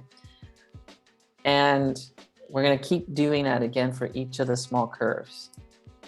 Go back, kill the handle, delete the handle. And I'm gonna say, this curve kind of looks like it finishes right about here before the foot, or the outline of the foot. So I'm gonna click, hold the click, pull to the right, okay? And go up a little bit. So I'm gonna go north and to the east, and I'm gonna release, click, okay? Do it again, go back, upside down V, or the delta, click. It's like starting over again. This is like a very little curve here almost to me. So it finishes like right before like the heel of the foot. So I'm just gonna click, and I'm just gonna pull down and a little bit to the left. It's really gentle, and it's really slow, and it's really subtle. But I'm starting to that get a little bit more into the pen tool and starting to get more into the details of the drawing. And the details means smaller curves zoomed in through those complicated shapes. That's the secret. More zoom in and more smaller curves, and asking yourself, where does these small curves end and begin? Okay. So I'm gonna go back, delete that handle, upside down B. Okay. And I'm asking the question, wow, I have a curve here, and I could try to go all the way around the foot, but if I do, I'm gonna miss some key parts, more or less, even though it does kind of fit it pretty well. So I'm just gonna try to ask myself, well, where does this curve sort of finish before the front of the foot? And I'm gonna say it's right about here. So I'm just gonna kind of click, go right, go up, roughly, a little bit further out, so it kind of curves to the edge. Release, go back, kill the handle, go to the roundabout of the curve in the front of the foot here, click, go up to the left, oops. I have to be very gentle, continue to be very gentle. And I'm gonna release, go back, delete the handle, do a really subtle curve right about here, click, pull. About northeast, go back, kill the handle. And now you're starting to see that like my curves are smaller and a lot more detailed almost, but definitely zoomed in. Does that make sense? So complicated shapes is really just knowing knowing how far to zoom in and treating those little subtle curves like big curves, okay?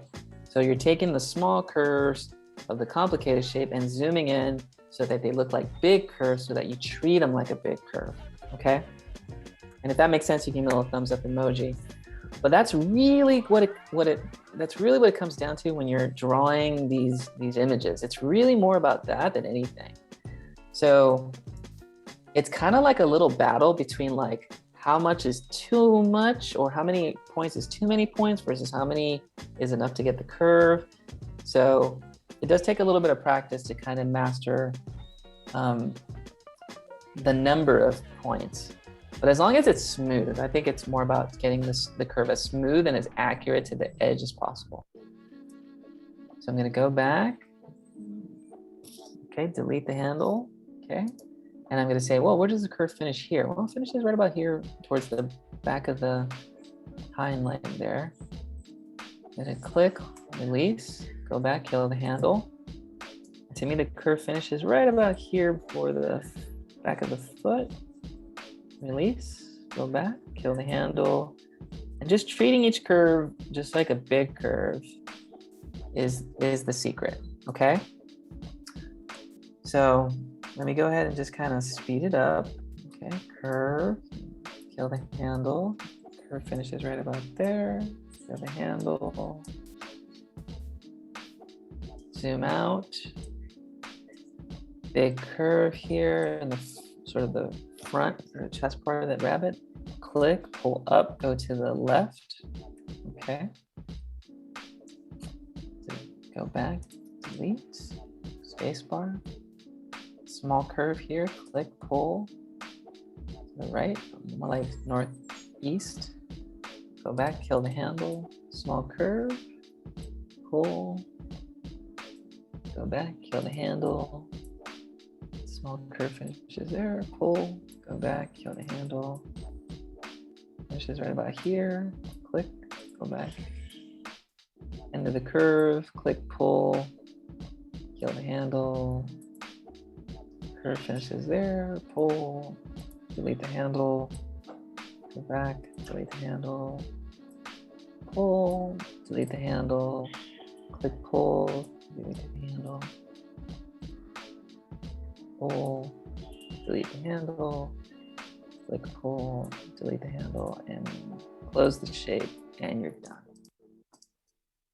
Okay. So that's kind of the method, guys. At the end of the day, is just getting close enough to treat the small curves like the big curves by zooming in, okay? Okay, so I'm gonna give everybody some lab time to work on it. So I know we're doing it together. So I'm gonna let you guys work independently on those drawings. If there's specific questions, shoot them over to me. I'm monitoring on all monitors here on my 3-screen action going on tonight. So let me know if there's a specific question. I'll keep the recording going so that you can see how I'm drawing each shape, okay? And so we'll have that on video, and we'll see where we're at in about 30 to 45 minutes or so, okay? If you get done with your basic and complicated shapes, then go ahead and take a crack at the cartoon face. But just know that for the next exercise, we only need basic and complicated shapes to do the next exercise. Cartoon is really more for practice and drawing like a character. And this one is interesting because you'll have to decide how to make hair a closed vector object and the eyes a closed vector object and the body a closed vector object. Everything has to be technically closed, so to speak, okay? So try your best to create those outlines as well. All right, guys, let's draw.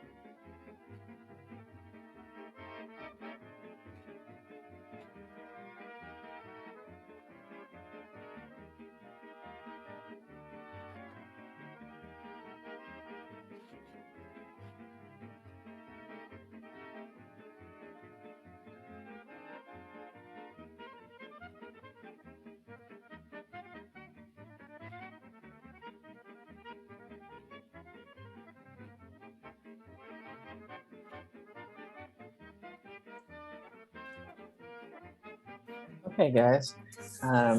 Just want to do a quick check-in and see, anyone still drawing on basic and complicated shapes out there by any chance? If you are, you can give me a little thumbs up emoji. Just want to see how we're doing so far.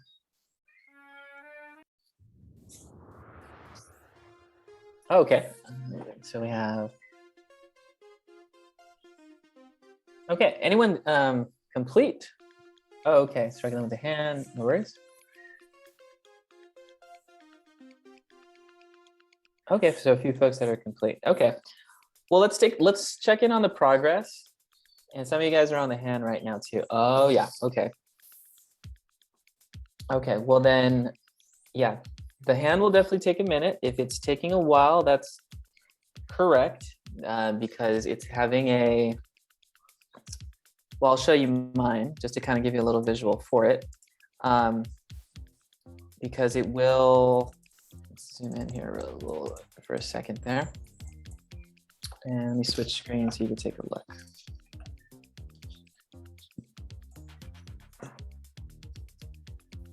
So it is a, and I actually want to go to outline mode really quick because this line is actually very thick, so it's not doing it much justice. If I go to outline mode, which is view menu, outline, or command Y, notice that it has a lot of subtle curves. And if I click onto my selection here and see the points, I have a pretty significant number of anchor points for the hand, right? And so if you're looking at it like, wow, there's a lot of subtle curves happening in here, then you're on the right track, because it just takes a little bit of time to get those curves in, pull ever so subtly and like slowly, just to wrap it around at the right angle, at the right location with the right curvature. So if it is taking a minute, that is completely normal. It tells me that you're really putting in like as much accuracy towards the hand as possible, okay? So that's good, that's a good sign, okay? So I'm just giving you a little visual of like how many anchor points we have going on there. That's a pretty good number of anchor points right there, okay?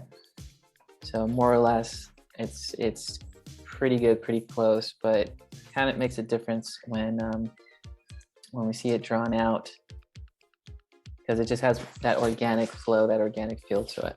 Okay. All right. And then for those folks that are looking to be done or almost complete, what I'm like to do, I might be a little early on it for a couple of us, but I did make a Padlet to see where your progress is. So I'd love to kind of do a quick check-in to see how the drawings are coming. And I'm going to share this Padlet link in the chat so that you can at least show me a little bit of where your designs are going. And if you have to like select it or highlight it or just change the outline color, that's okay too. But I kind of want to get a feel for how the lines are looking, how the drawings are looking overall. And I'll put this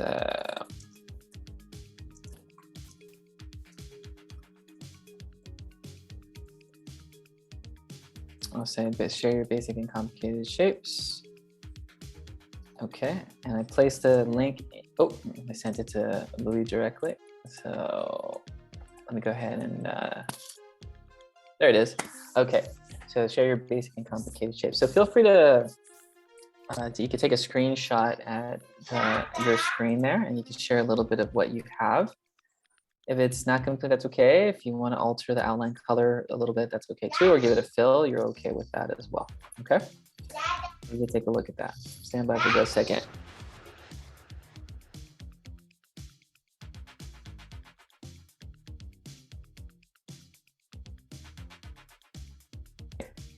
All right, guys, give me about a couple minutes there and I shall return, okay? And that way I will take a look and see how you're doing.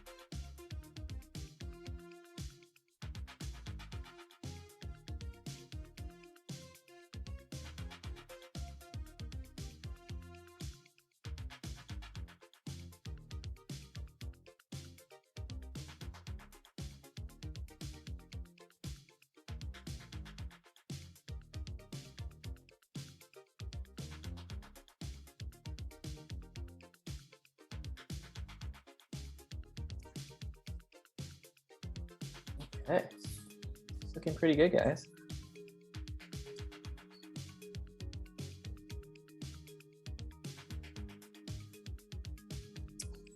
Yeah, looking great.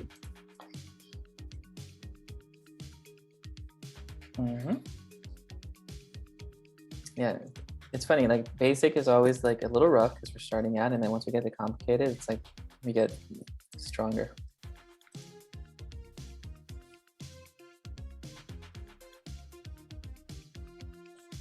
Yeah, this is great. Looking good. Loving it, guys. You guys are jamming tonight. All week you've been jamming, so that's great.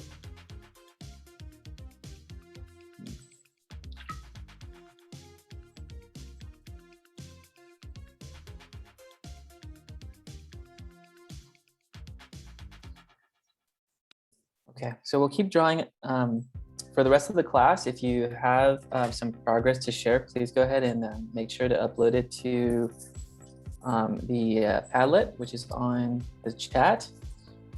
So we want to make sure that we have something to share there. Whether it's complete or not, that's totally fine, but we want to make sure that we get a little bit of a visual for that, okay? Okay. Alexa, did I see a question there, or? Yes, I do have a question about exercise, the part 3. Yeah, okay. Let's pull it up. And let me switch over screen so we can take a look at that. Okay. Okay, Adobe Illustrator, part 3. Okay. Was there a specific exercise? Yeah, there's 2, the curves with corner points and then the curves with corner points and tweaking handles. Yes, okay. So curves with corner points. This one would be. Oh no, not that one. If you go to the right, it looks like a flower looking. Oh, there you go. Yeah, that one, and then the one right above it. So. Oh wait, there's more on the right side of that. There's like more on the right side of it. That. Oh, okay. Curves with corner points. Oh, okay. Excuse me. And then yes. the one right below it as well. Those 2 are the only ones I have left out of the 3. Okay, perfect. So this one is kind of a little bit of what we were talking about with the handles. I know that the instructions here are a little different. So let's see if we can take a look at it. One is kind of where like 26 is. That's kind of like the same place where it finishes. So let me go ahead and click here and kind of run through the steps, so to speak. So I'll kind of walk it out for you if that helps. Oh yeah, so this one's gonna definitely require holding down the Alt Option key and moving the handle up. So let's go ahead, let's do that, and I'll walk with you on that one, okay? So I click on 1, hold the click, drag to number 2.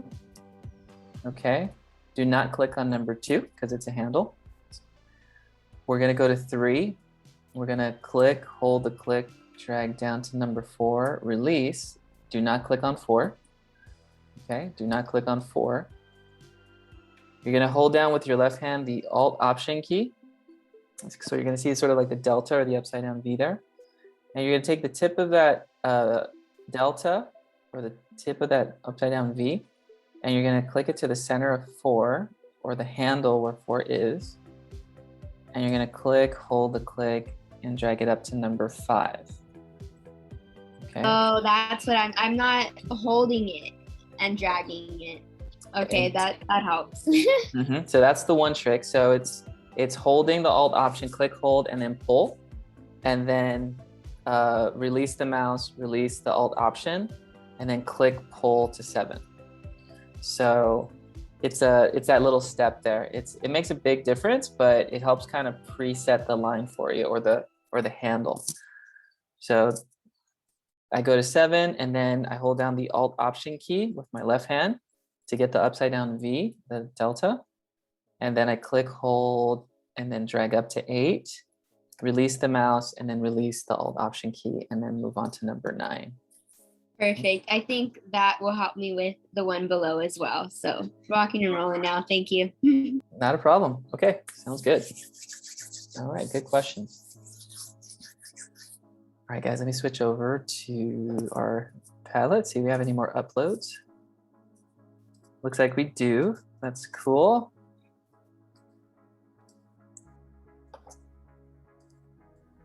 And let's take a look. All right, so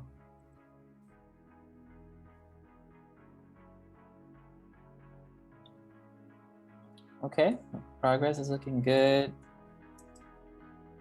so far. All right, looking good too. Yeah, looking good, Danielle, so that's looking great. Okay, all right. Okay, so far so good too, James. I would say definitely try to zoom in a bit more and add a bit more points here and there, if that helps. So more subtle, a little bit more subtle movements and curving around, and probably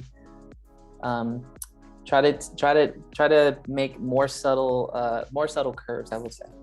I see how you're doing it too. Like you really want to maximize the most points, or the least number of points, and maximize as quickly as possible. So I totally get that feel. In this one, it's more trying to aim for accuracy. So even if you have to slow down to increase accuracy by adding more curves, that might help.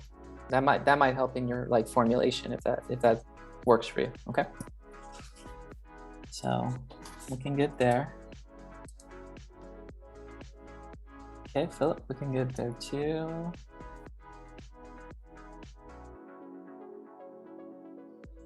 I'm just looking at the basic and complicated shapes. Yeah, smooth curves, all about trying to get as smooth of a curve as possible.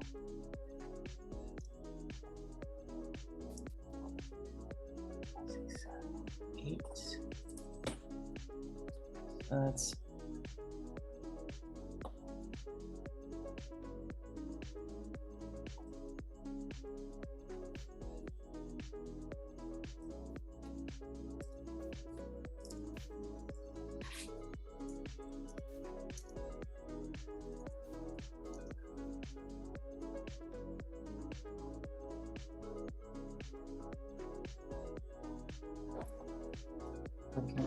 looking good, guys.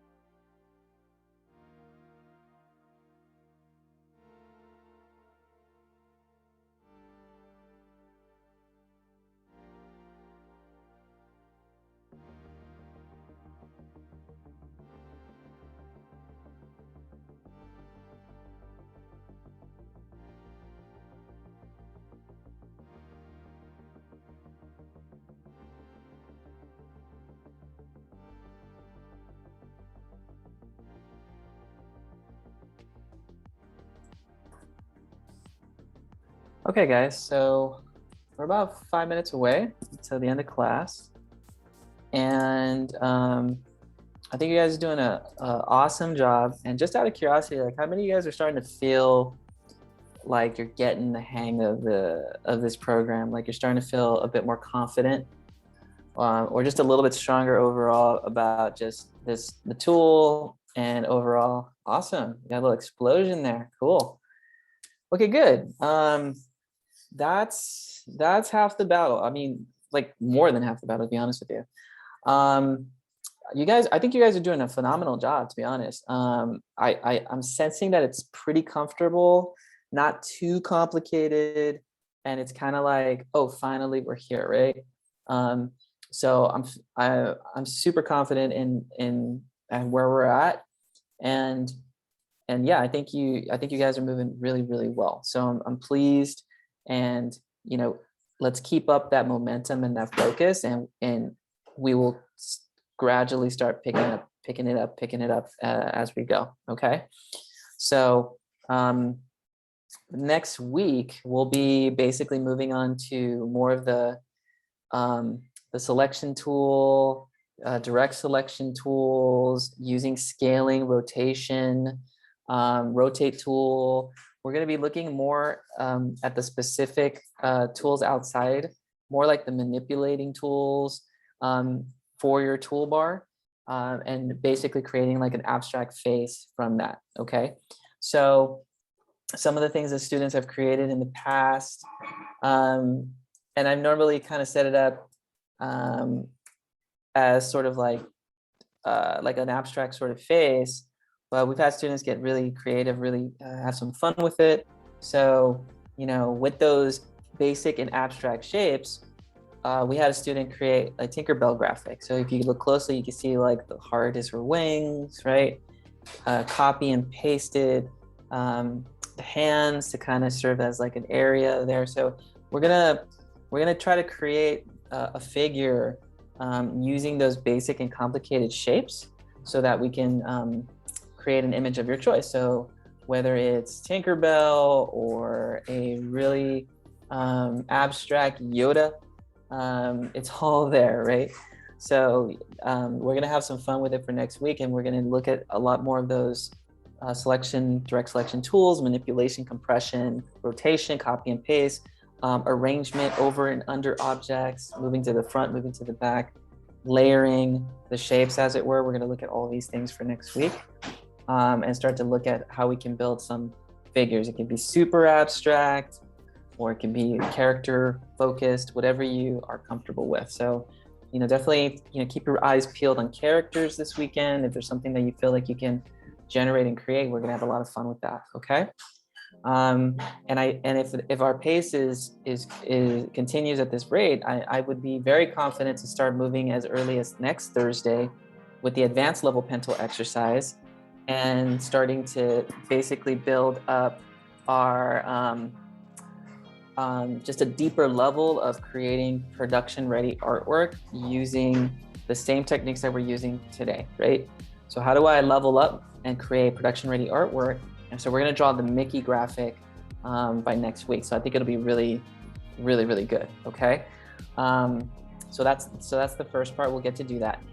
If you're watching online or watching the live stream recording and there's some missing assignments, let's get those in. Okay. Do your best to just get them in as soon as you can. So if there's any delays or there are any things going on, communicate. That is the number one thing. I have no problem buying you guys time as long as we communicate. So if there's a situation, keep me in the loop and we'll work something out. For all we know, there might be a better way to kind of do the assignment with your circumstance. So let's do that. And thank you for those folks that are communicating heavily and letting me know what the situations are. Thank you. Really appreciate that. That helps me kind of keep an eye out for grading and scores and monitoring, so that we're all in the same, we're working together as a team. Okay. So thank you guys for doing that. I really appreciate that on that level. Okay. And then we'll share some more links, share some more resources. And I want to try to continue to bring some more inspiration and some more articles and websites. And hopefully you found some of those resources helpful too. So the video for today, the Adobe link, hopefully that's helping. If you find that to be of value, let me know if that's helping you guys. You can give me a little thumbs up. And if you want to see more of that, that's great. But if you want to bring something to the table too, feel free, okay? You can interrupt me and just say, hey, professor, can I share something? I would totally love to see some things that you guys discover and share it with the class. So maybe I can open up some time for that and allow you guys to share, because you guys have some great fashion sense. You guys have some really great eyes on art and design based on what I've seen in your principles of design. So, don't think I'm the only one that can bring quality. I mean, I know you guys have a really good taste. So let's share that. I'll create some time and some space for you guys to share some of that art and talk about it. Okay. So we're gonna try to make some space for that and make it work for you. Okay. But I do definitely want to make sure, like I said earlier, to practice a little bit more of principles of design. So we're going to still keep flexing that muscle and we're going to deconstruct together. Okay. So I'll run you through the questions. You're going to continue to see as I see it, and then we're going to kind of write it out as we go. Okay. So that should take about 30 minutes or so on average for the first part of class. So I'm going to try to balance inspiration plus just practice at the end of the day. Okay, cool. So I'm glad you're having, and then super side note, I mentioned it on Tuesday. I kind of briefly mentioned to keep on your radar and Andy Warhol exhibit. Okay, cool. Thanks, Alexa, for sharing that. Going on right now till the 27th, Eventbrite, and it's very cool. Okay, great. That's awesome. So for those folks that are over by Cal State LA, like some of us are, this is great. This is an awesome resource. So we'll definitely check that out. So thank you for sharing that. That should be really cool. And it's good to go check out some events and some artwork as well. So thank you for sharing that. That's awesome. Okay, great. At Cal State LA, did not know that. Cool. So let's do that. Let's keep encouraging each other and keep setting things up. The last thing I'll also say is I kind of threw out there on the radar October 22nd, kind of like a hangout. A day for kind of us to kind of hang out. I made a little Google form or an interest form in case anyone is interested. Okay, and it's basically going to be at the Nixon Plaza. So I'll put the link here so that if you're interested in coming along, check it out. And it occurred to me that there might be a few folks under the age of 21, like our recent high school grads, and you might feel like you can't come along. Actually, the Nixon Plaza is an eatery. So you don't have to buy, it's not a bar, it's an eatery. So it just so happens to have different food and different areas in there, as it were, right? So I'm trying to think of what's a similar idea of it, but it's basically just kind of like a bunch of vendors set up inside the Nixon Plaza. And here's the building, so you can kind of scan it. But basically the interior is been just kind of revamped, and it has like 2 or 3 different food areas in there. Ice cream from Little Monsters, which is he's also a graphic designer that has an ice cream shop. So his artwork is all vector based. So Manny is a good friend of mine. I could probably introduce you to him. He has some really cool art, amazing artist. And he does graphic design / has an ice cream shop. And I just remembered that he was in there. So I could probably stop by and ask him to maybe share a little bit about his journey and what it's like to be a freelance designer and what's up with business in Whittier for those folks that are local. But it's called Little Monsters clothing line, and he's an awesome designer, vector-based stuff. So I'll try to see if I can like share that with you and get some goings there. Little Monsters ice cream in Whittier, and I'm sure he's got like his apparel line, which is there as well, so which is great. So is that you, Manny? Yes, this is him. And he's got some really cool stuff. So I'll share his highlight reel, but that's some of his artwork there. And I know it doesn't do justice, but he does clothing, he does apparel. It's all built by hand and on Adobe Illustrator, and he's adapting it to food. So I can stop by and ask Manny to maybe do a little mini talk and share a little bit about his journey. And maybe we can do kind of like a little mini conversation. So he has a clothing line. And if I know if a couple of you guys want to set up a clothing line, so maybe we can ask him to join us and then see what the business is like and turn it into kind of like a little designer hangout. Okay. So we have that going for you, which is really cool, and we'll set it up. Okay. So take a look. It's a really cool spot, and basically, if we do end up hanging out there, it'll be in the back of the building, and that's the area right there. They have a little outdoor eatery, lights, music. You know, come by, say hello, introduce yourself, and then go for that. So I'm thinking about maybe 6 to 8 o'clock, if that's the case. But I just want to create an interest form. And if you guys are interested, go ahead. I'll go ahead and share the link in there, and then we'll just see who's interested in going, and then and then we'll just kind of build from there. Okay. So that's just the plan. Just something for so that we can keep things interesting. The link is there. You can just save if you can make it, how many of you can make it, so we can just kind of plan accordingly. Maybe we'll order some tacos. And there's a lot of places around the corner there too that's available too. Calaveras is there, good eatery, all that cool stuff. So if it's on there too. So no worries. If it works out really well, maybe we'll do it again for, around Thanksgiving or December before the class ends. So if you can make it, that would be great.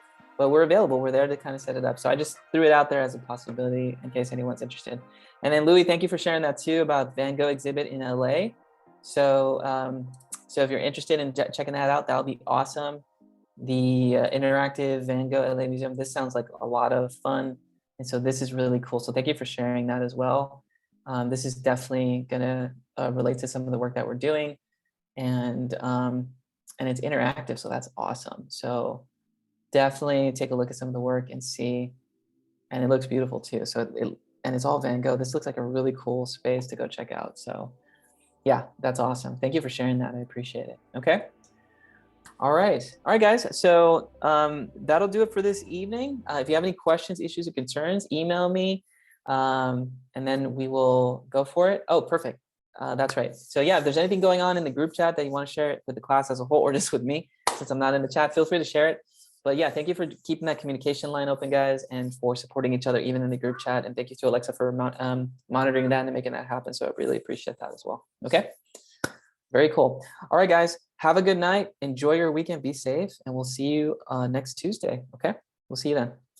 Take care. Bye. Thank you. Thanks, guys. We'll see you then. Bye, Professor. All right, Laker. We'll see you soon. Have a good night, guys. All right, cool. We'll see you soon.